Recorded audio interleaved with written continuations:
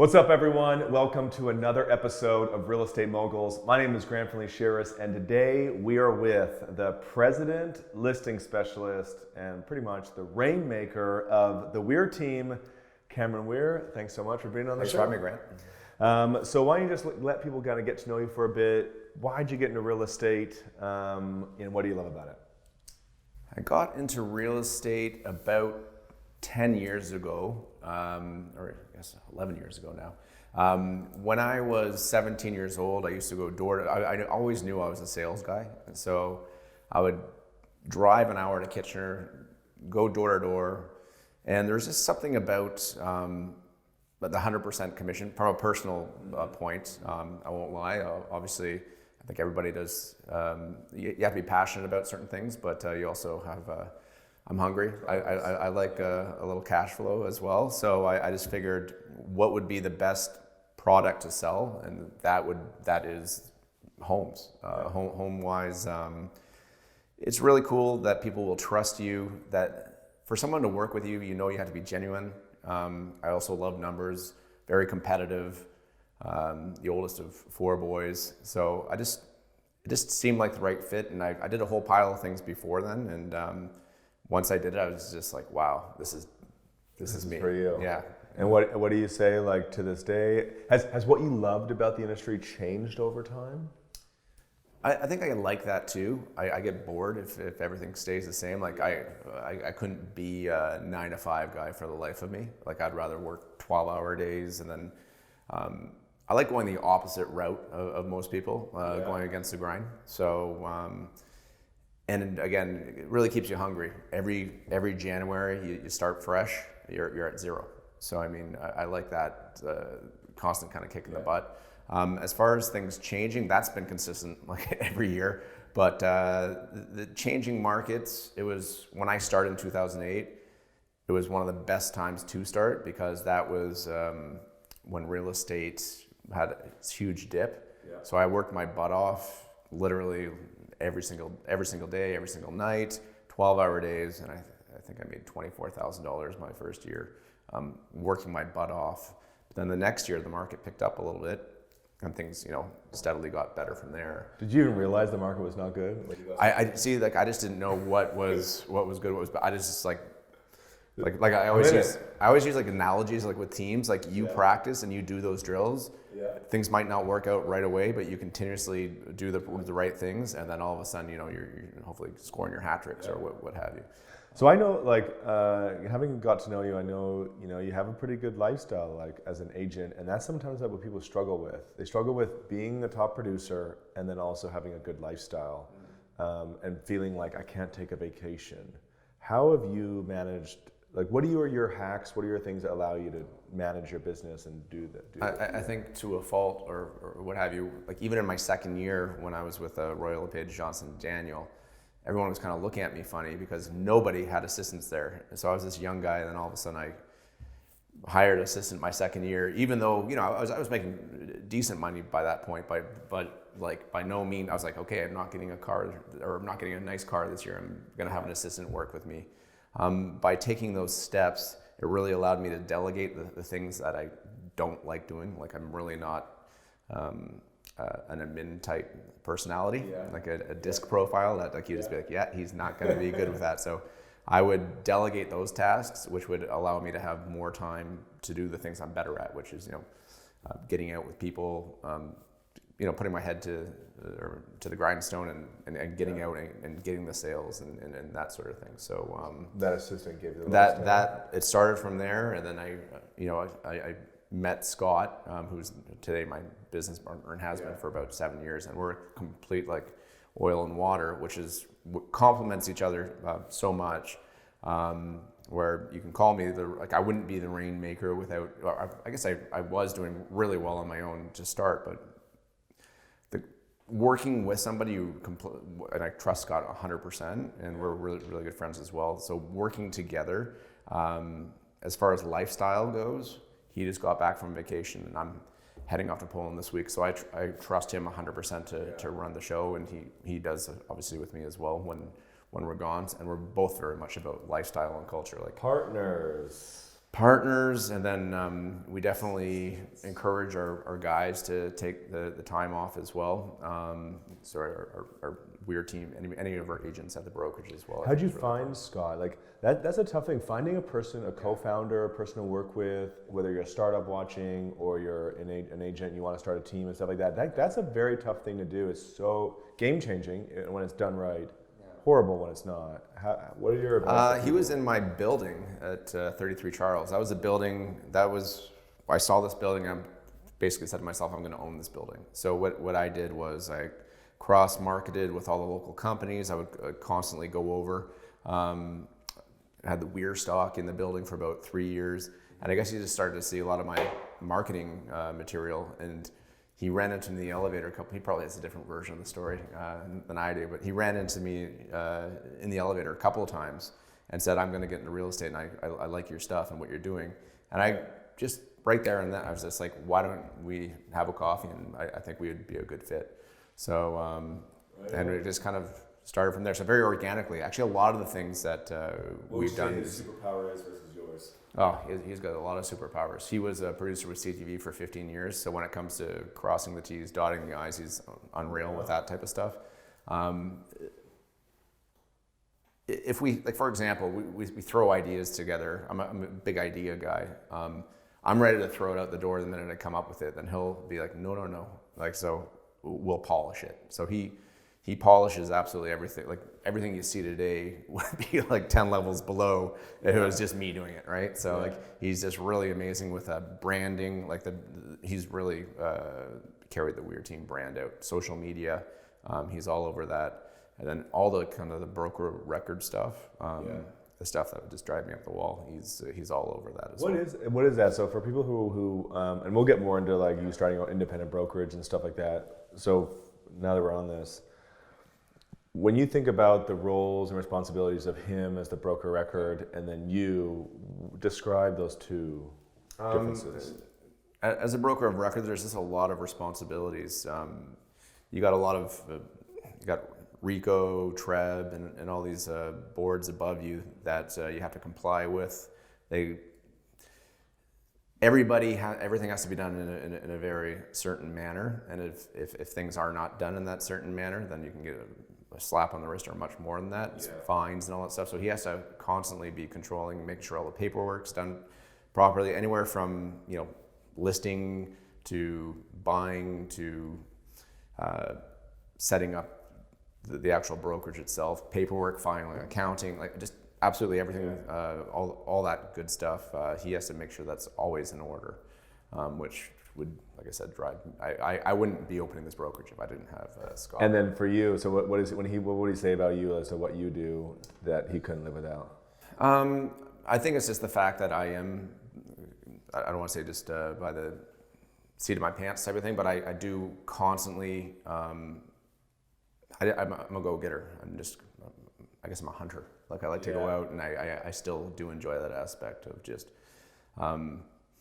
You have to have really thick skin in real estate. So I have this. I'm very competitive. So if I met you at an open house a year ago and you didn't return my call, I'd be like, oh no, he's gonna be my client. He doesn't know it yet, but I'll keep coming at you that way, and I really try to through whatever way it might be, phone calls, texts, whatever it might be. I'll set a certain thing. Yeah.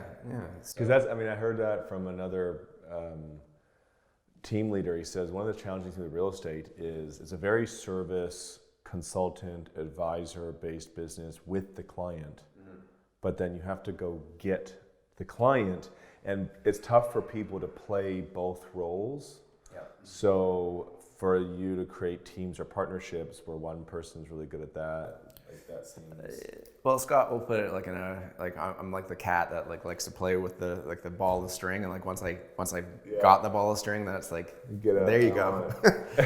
So he'll manage, and he gets does a lot of business on his own, obviously too, through past clients and referrals and all that sort of stuff. But I guess I'm the one who really goes out and gets a large portion of the business, and then he would then manage that business and make sure because we're super full service. So he's really good there. He's very patient. Well, let's talk about the independent brokerage. So you just started it the last year. Yeah.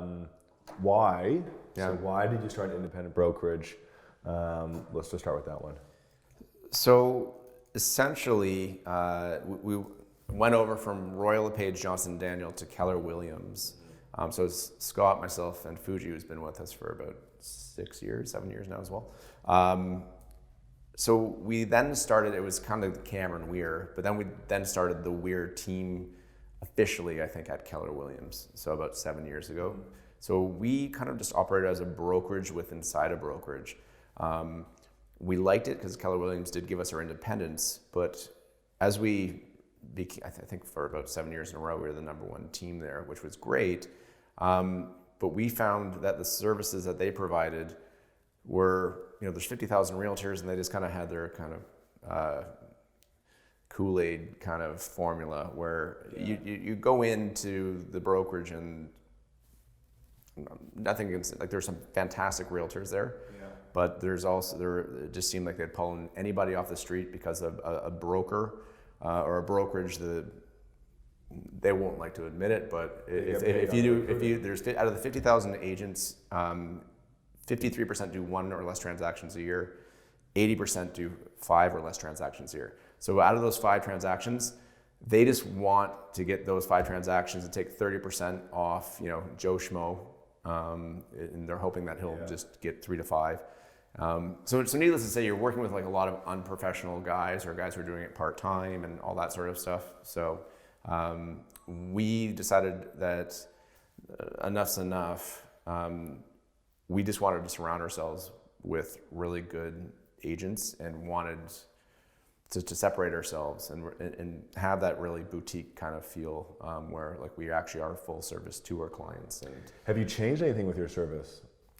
I think having having bought this building a couple of years ago, now having the front, we're always constantly trying to better our services. We have a client concierge now that we use that provides a realm of services from.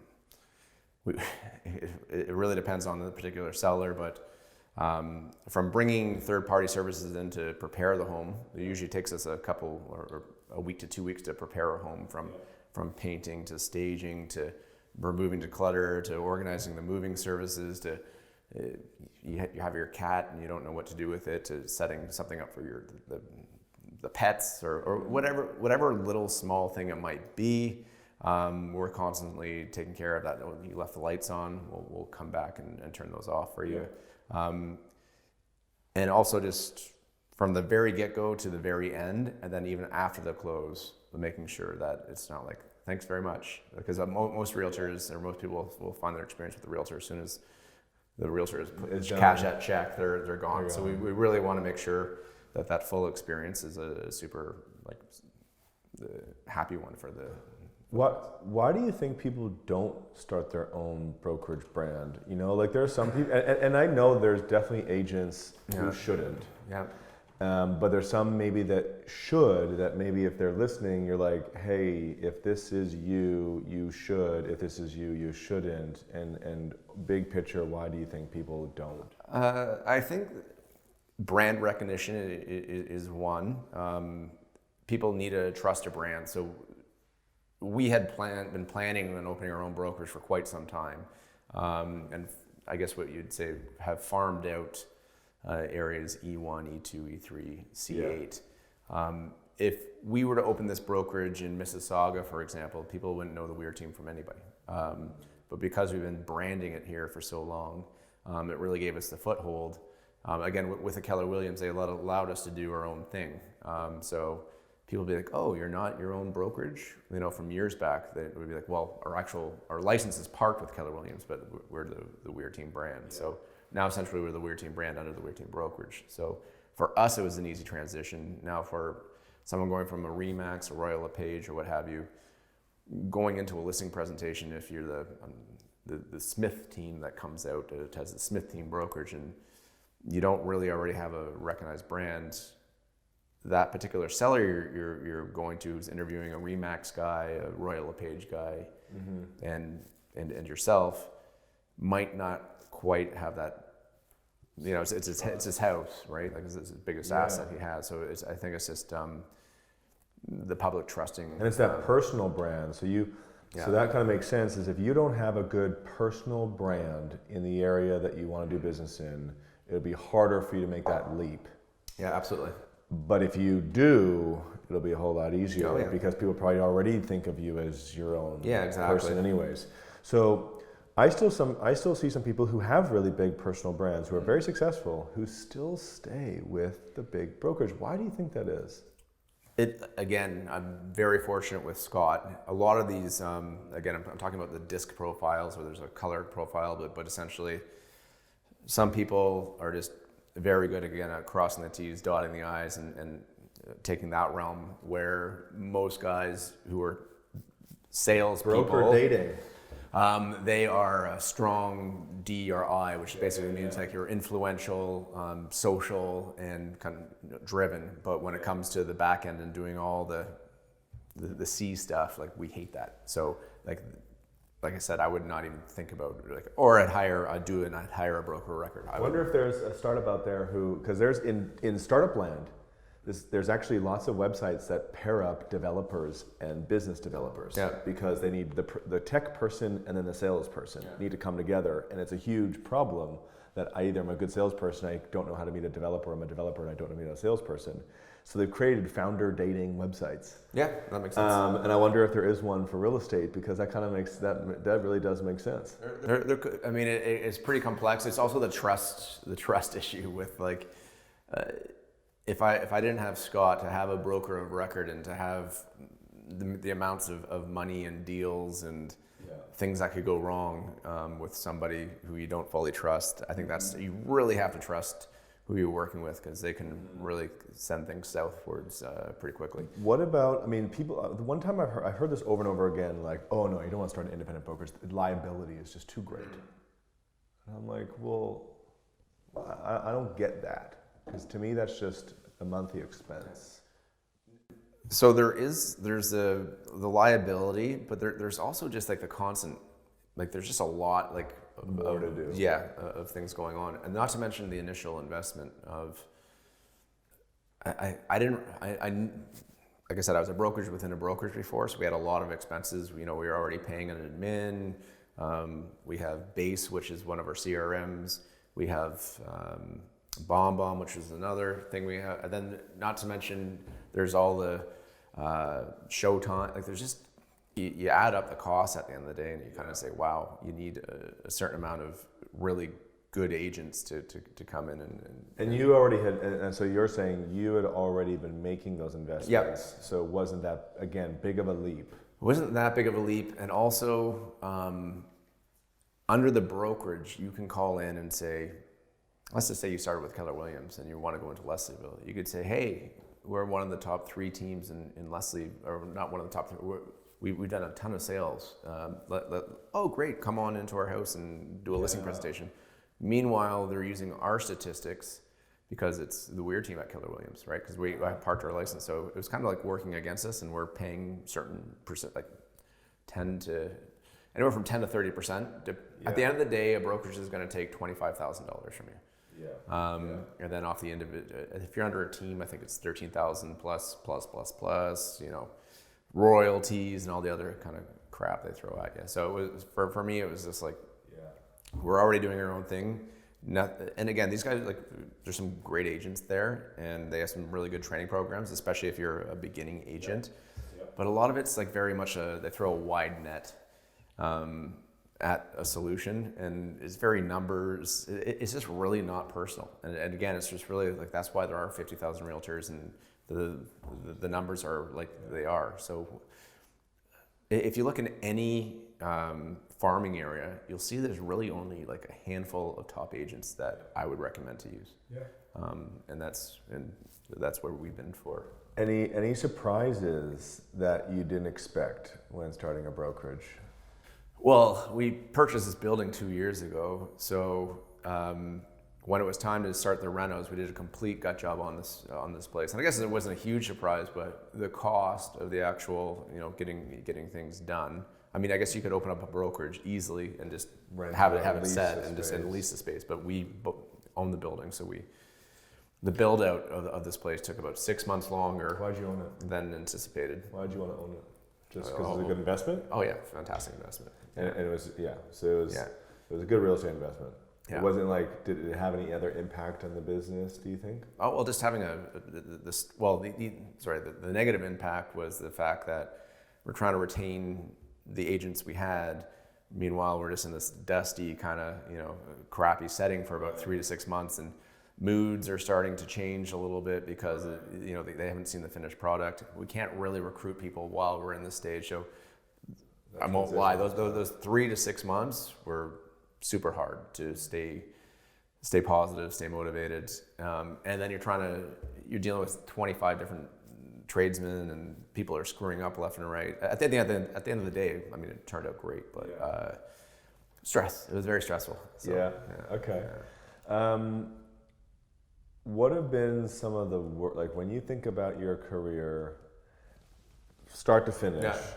Because again, there's lots of people who are either brand new to the business or want to grow their business, and there's all these different companies and products and services and technologies that are coming at them, constantly selling them things.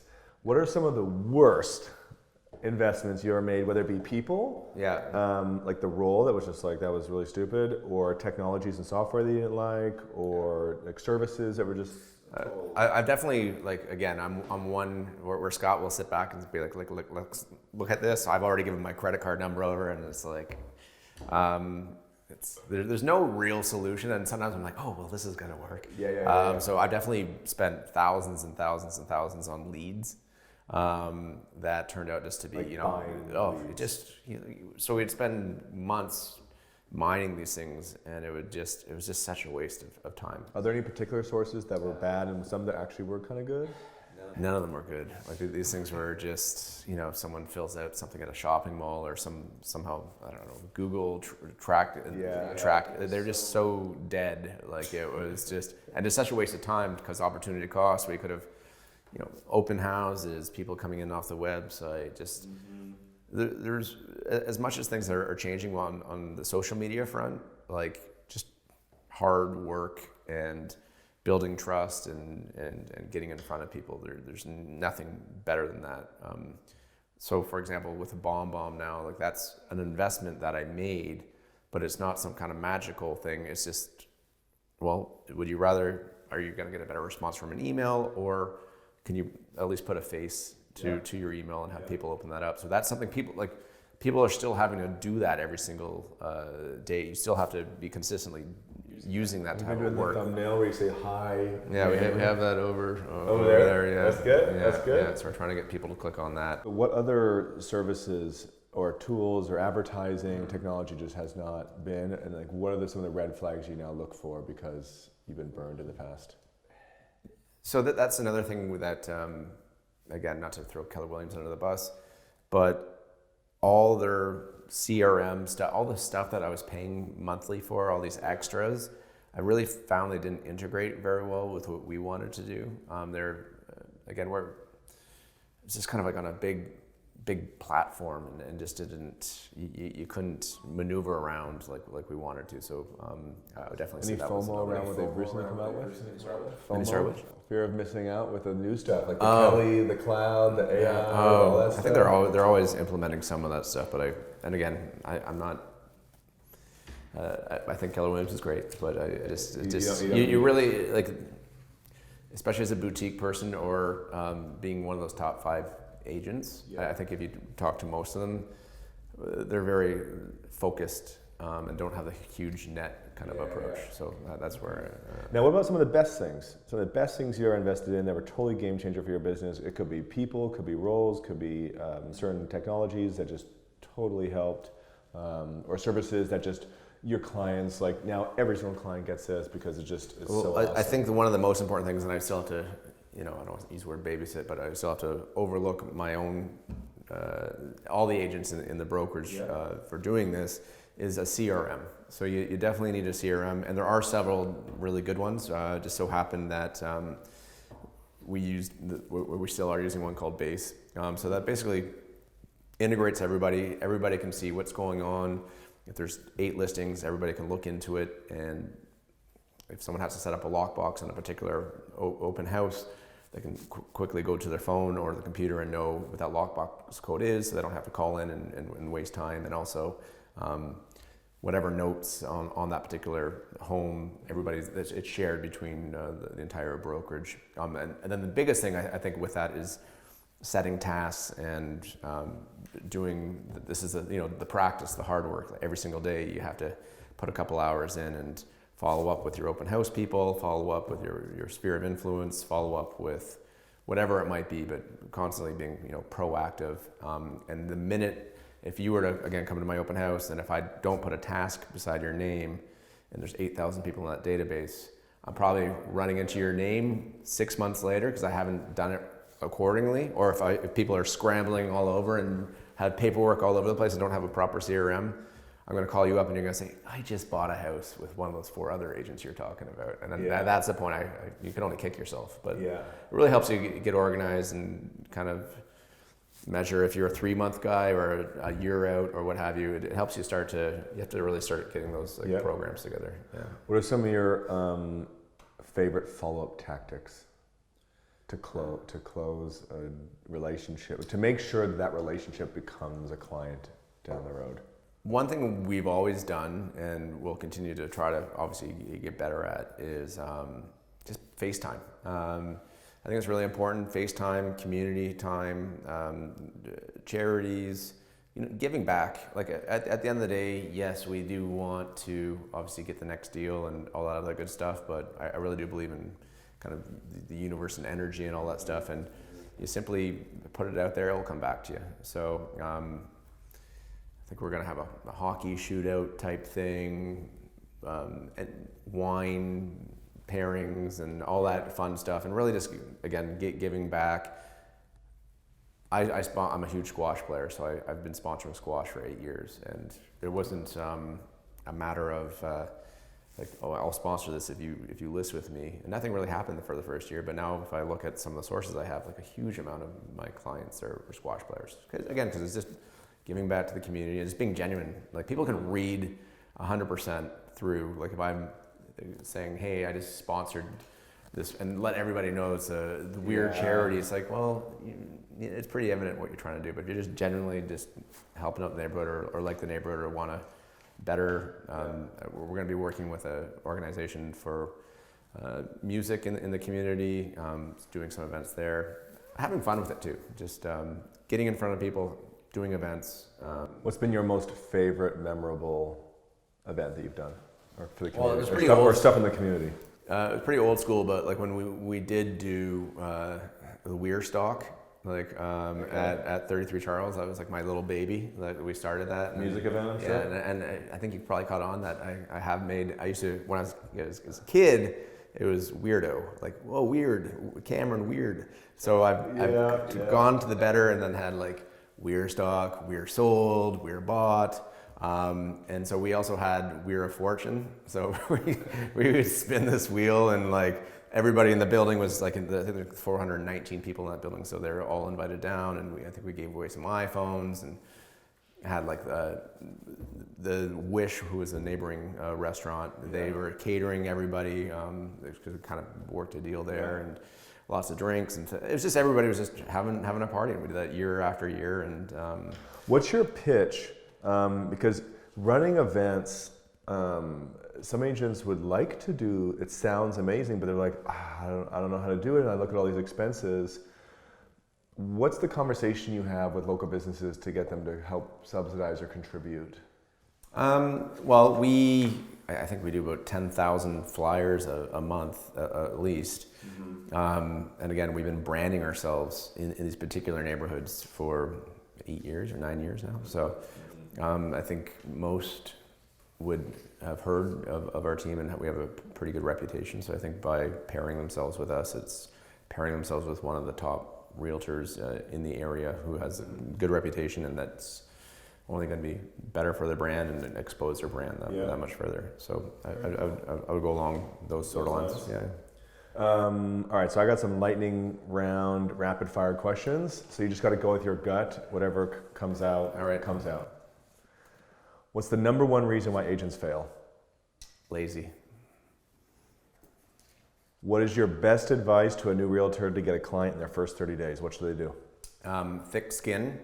Don't be shy. Follow-up is huge.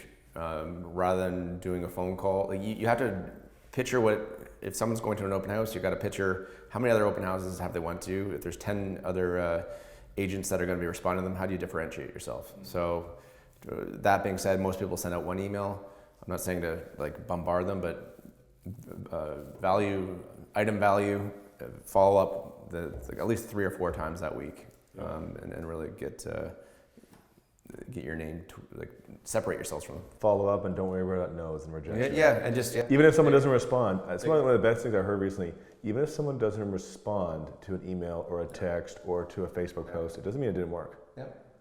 Doesn't mean it didn't work. Absolutely. Again, then you learn to, count figure out who's actually going to be serious and want to do something versus who's not. But you got to take that approach with everybody to start. Okay. What's better for an agent's career and income to focus on? A type of home, to be a specialist on a type of home, a type of client, or a specific geographic area? I think it really depends on the niche of that person. If you ideally, culturally, it is great to surround yourself with people like you. I mean, if you're a sports fanatic, I would say, cut out a bit of a niche, not your whole business, but cut out a niche. Start sponsoring some events. If in the hockey arena, it really gets some face time. Put yourself out there. If you're going to do a market, if you're going to do farming, which obviously we've done for a long time, start small. It's better to hit 1,000 homes 50 times than 10,000 homes 5 times. So really, I think it's a hybrid of everything. I think you want to have, again, like FaceTime events. Yeah. If you have to pick one, is it be a condo loft kind of guy or a lakefront guy, or to be a relocation family guy, or pick a geographic area? I'll say geographic area for us. Okay. What should an agent spend more of their money on to make more money? Is it buying items of value to get relationship and referral-based business, or is it creating a marketing and advertising machine where they buy and convert leads really well? I'll go with the first. Again, all these models can work. It really depends on that particular individual. But I'll go with the first. Yeah. What do you find agents waste so much time on? I think they waste time on excuses.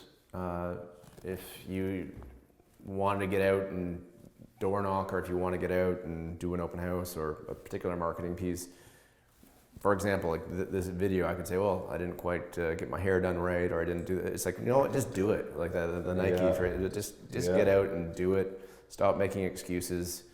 You got to have thick skin. Like, we'd be billionaires right now if the numbers worked, right? Like if you're it is a numbers game, and you just got to get out and get out there, and it will happen for you. What do agents need to do more? So when you coach your agents, it's like, you guys need to do more of this every day. What's that thing they got to do more of? That they probably don't do the hardest thing for agents especially is, again, you have your 9-to-5ers. Agents are all over the place. So being consistent, and for me too, like being consistent is huge. To have a system in place that will slowly yield results for you. Cool. What's more powerful to help an agent make more money, the brokerage's brand or the personal brand? Personal brand. How can people get in touch with you? So if they want to either work with you as a homeowner, as an agent, if they want to partner with you, maybe as a tech company, how can they get in touch with? Well, we are located at 2040 Danforth. That's just Danforth and Woodbine. So definitely feel free to drop in, or the weirteam.ca is our website. Cameron at theweirteam.ca is my direct email, or listings at theweirteam.ca is for the whole team. If you want to reach out to any of us via email, phone, we're pretty easy to find. Now we got agents, team leaders, brokers, tech companies, investors. What are some of the challenges and needs that you have that maybe someone listening can help you out with? Some of the challenges we have, let's see. Well, we have a lot of challenges, but right now, really good agents is what we need. Again, we're a boutique. We're only looking for about 3 or 4 more agents at this time. So we actually, our boots are getting pretty full, so to speak. So we need to have our soldiers out there getting, helping handle the amount of listings we have and so forth. So I'd say really good agents is what we need right now. And then obviously, as we grow, maybe a good management type position or a solid admin. Cool. And why should an agent come join your team? What's your unique selling proposition? We're again we're very strong branded in the area. We've been here, and we have an incredible storefront. I don't want to boast, but I do think I do think our brokerage, the amount of walk-in traffic, the community feel that we give. I think people relate with the Weir Team brokerage as just a full service, awesome boutique type situation. So if you're a genuine, hardworking realtor who, again, all just naturally work itself out, that you want to make some more money than you're currently making, you will, and I think you'll just really enjoy the culture. And make six figures? Absolutely, yeah. There you go. All right, well, that's it for this episode. Thanks, Grant. Thanks so much, Cam, for being on the show. As always, if you have not subscribed and you want to be great in real estate, then click the bell icon, click the subscribe button, listen to the podcast, watch the YouTube so you can learn from more experts and real estate moguls like Cam. That's it. I'll see you soon.